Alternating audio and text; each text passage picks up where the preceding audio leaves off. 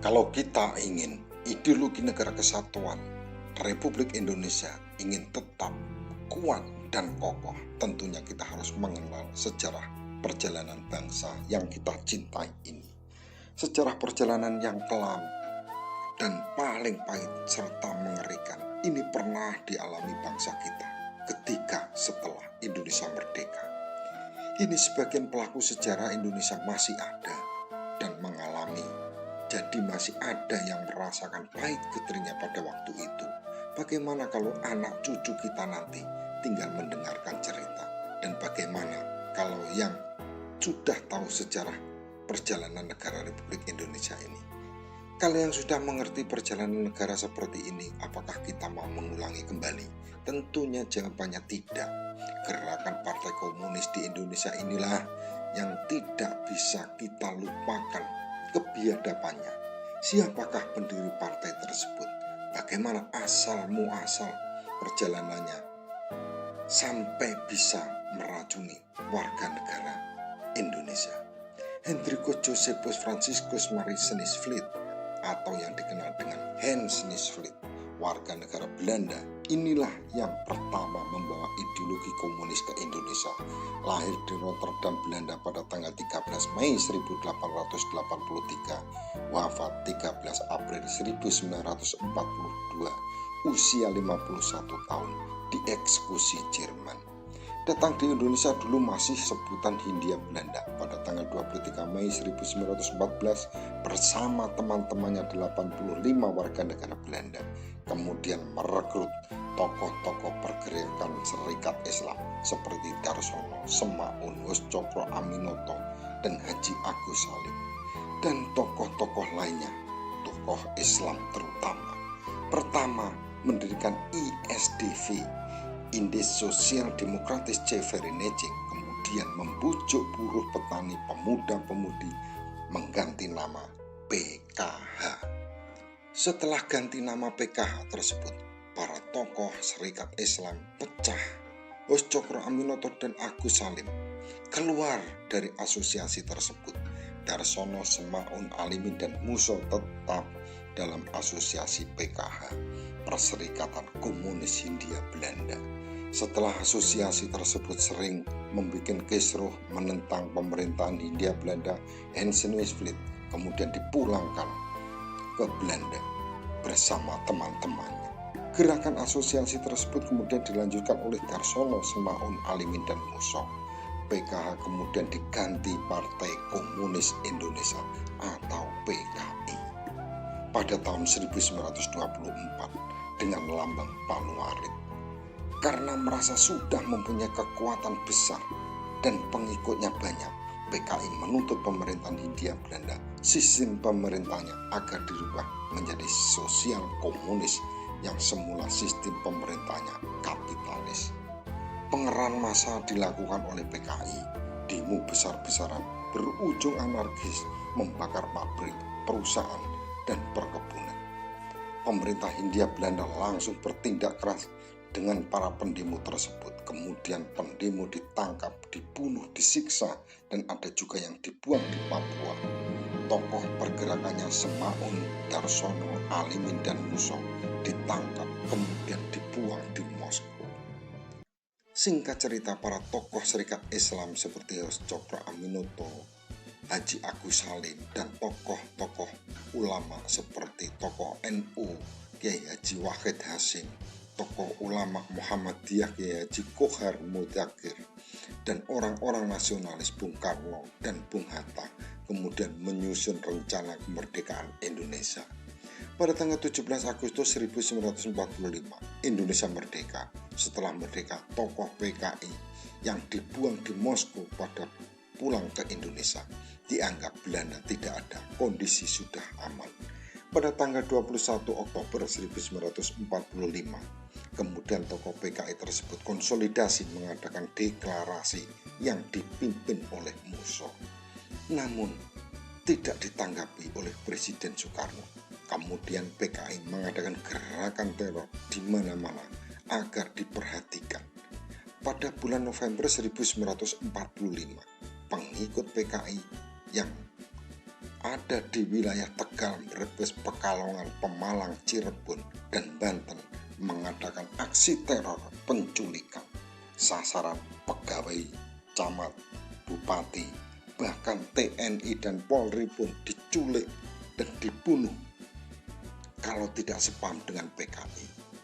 Karena kondisi Presiden Soekarno masih lemah, Presiden Soekarno kemudian merekrut tokoh PKI Amir Syarifuddin Harahap dijadikan Perdana Menteri Indonesia. Tujuan Presiden Soekarno adalah agar kelompok PKI tidak berbuat teror terhadap pemerintah. Ketika Amir Syarifuddin dijadikan Perdana Menteri, malah kesempatan bagi yang sepaham dengan PKI, pegawai TNI, Polri dikasih jabatan strategis. Juga memasukkan pengikut PKI dijadikan TNI, Polri, dan pegawai. Tidak hanya itu, ketika mewakili perjanjian Renville, apa yang didapat Amir Syarifuddin justru malah menguntungkan Belanda daripada Indonesia.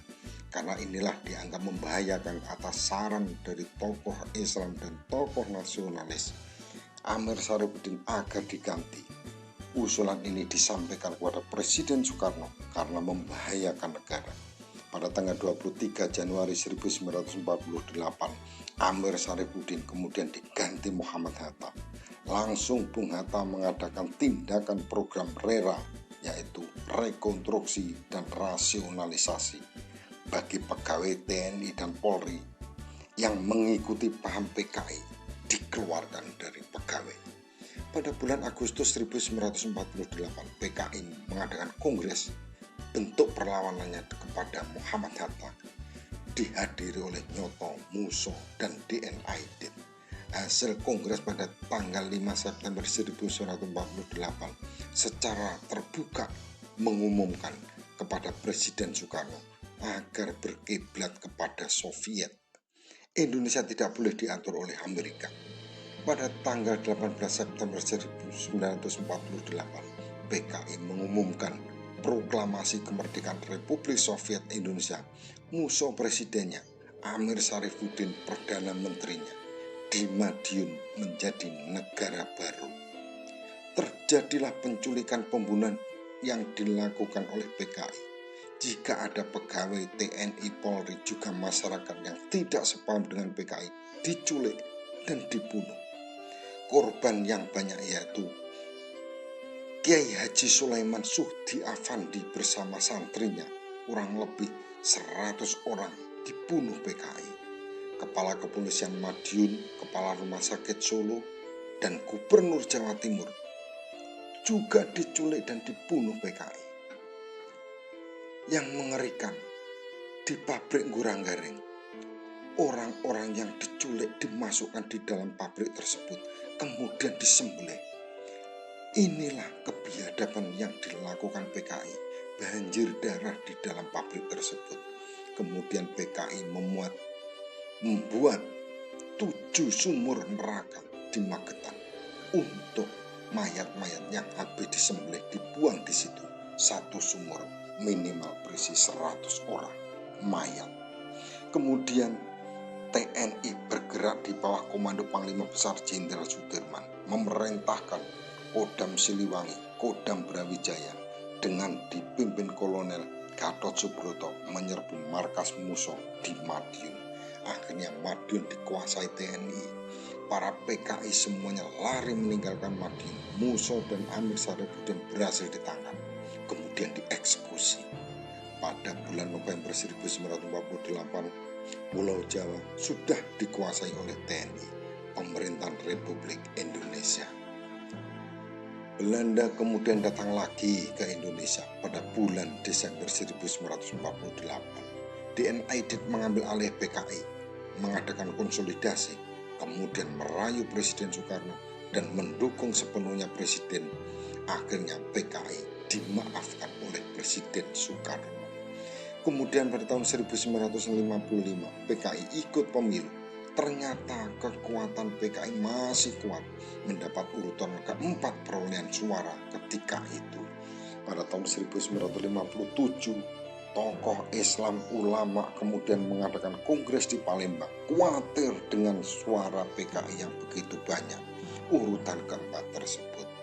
Hasil kongres agar Presiden Soekarno mengeluarkan dekret presiden.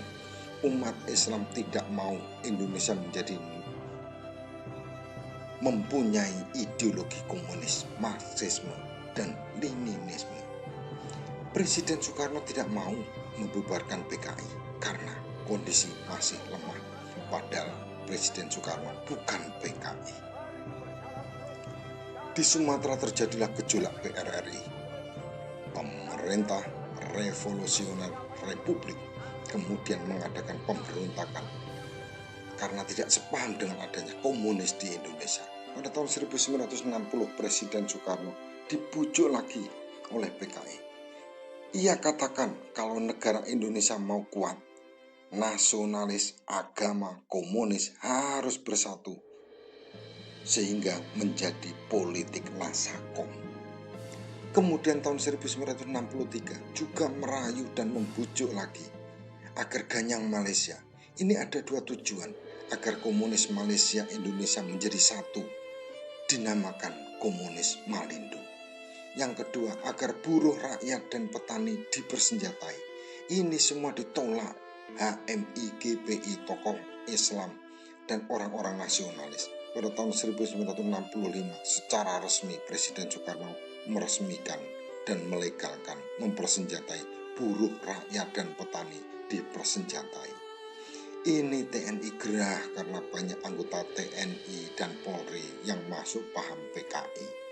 Sayap PKI setelah dipersenjatai kemudian dilatih perang di Halim Perdana Kusuma, antara lain anak muda, pemuda rakyat, perempuan gerwani, pelajar, CGMI, buruh, SOPSI, petani, BTI.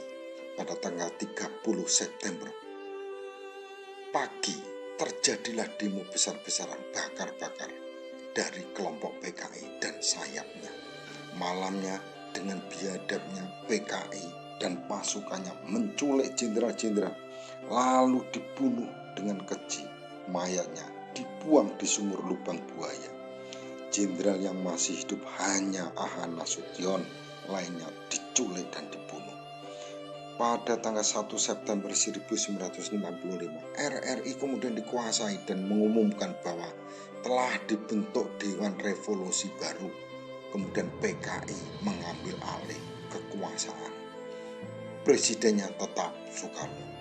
Letnan Jenderal Soeharto yang dipercaya diperintahkan untuk menumpas gerakan tersebut. Dengan sikapnya, Letnan Jenderal Soeharto kemudian memerintahkan Sarwo Edi selaku komandan RPKAD agar secepatnya menguasai Halim Perdana Kusuma dan menumpas gerakan PKI tersebut. Halim Perdana Kusuma berhasil dikuasai oleh RPKAD. Kemudian RRI juga berhasil dikuasai. Letnan Jenderal Soeharto langsung mengumumkan bahwa kudeta PKI gagal dan negara di Indonesia diambil alih oleh TNI. Sedangkan Presiden Indonesia tetap Presiden Soekarno. Pada saat itu Presiden Soekarno kebingungan karena semua memilihnya tetap menjadi presiden.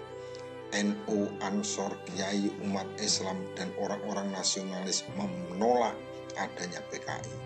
PKI tersinggung apa yang disampaikan NU, Ansor, dan Kiai tersebut. Kemudian di daerah di basis PKI, NU, Ansor, dan Kiai seperti di Banyuwangi, puluhan santri NU dan Ansor serta Kiai dibunuh oleh PKI. Di Kediri, Jawa Timur, orang lagi melaksanakan sholat jamaah langsung didatangi, dibunuh oleh PKI. Pada bulan Oktober, puncaknya terjadi bentrok umat Islam, NU, Ansor dengan PKI saling membunuh di berbagai daerah. PKI berujung kalah, situasi kemudian baru bisa kondusif. Pada tanggal 12 Maret 1966, PKI dibubarkan.